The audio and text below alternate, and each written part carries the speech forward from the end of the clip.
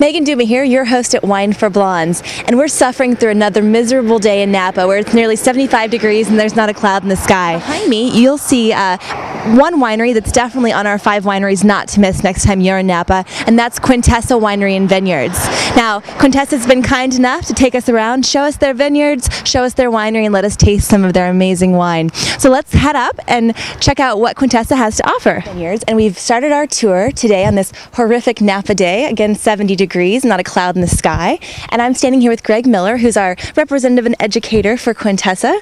And Greg, tell us about the vineyard that we're looking at behind us. So right now we're looking at part of Quintessa. This is actually Dragon's Terrace here, and it's overlooking Dragon's Lake. This is Cabernet Sauvignon. It's the thickest skin of the grapes that we're growing, hence the westward facing slope. It really enjoys that intense afternoon sunshine. Yeah, it's absolutely gorgeous. Now, something that you and I were talking about before we got on camera is that Quintessa uses biodynamic farming in their vineyards. Can you tell our viewers a little bit more about what biodynamic means? Yeah, absolutely. So biodynamics here begins with creating a balance of life on the vineyard.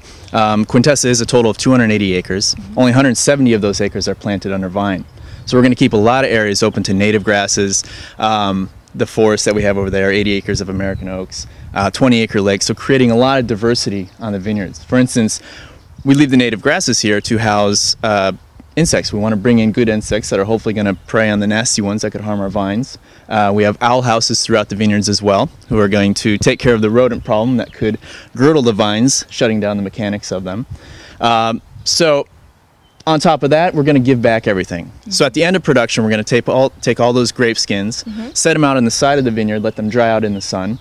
Over on the side, we have 3 cows. Very happy cows. Do they have names? They do. We have Quintessa and Comet. That's awesome. How'd Comet get to be Comet? About 40 minutes before he was born, a big comet went by, and so our vineyard manager named him. Oh, what a great story. Yeah. All right, cool. So what do the cows do? They provide manure. Awesome. That's it. That's it. So what we're going to do is, like I was saying, we're going to set those grape skins out on the side, let them dry out in the sun. So we'll mix the skins, the manure, the teas, redistribute that out into the vineyards as compost with the hopes of returning every microorganism that we're taking from it. Wow. Now, this land has actually never seen an herbicide or a pesticide, so it's important that we're taking care and giving back to the land. Well, very cool. It sounds like we're very harmonious and in balance here with our biodynamic farming. Yeah. So. Well, the biodynamics does go one step further. Basically, what I told you about so far, what they would call reasonable biodynamics. Valeria's going to take it a step further, where everything that we do in the vineyard, all the cultivation, is in tune with the lunar calendar. Yes. So with the gravitational pull of the sun and the moon.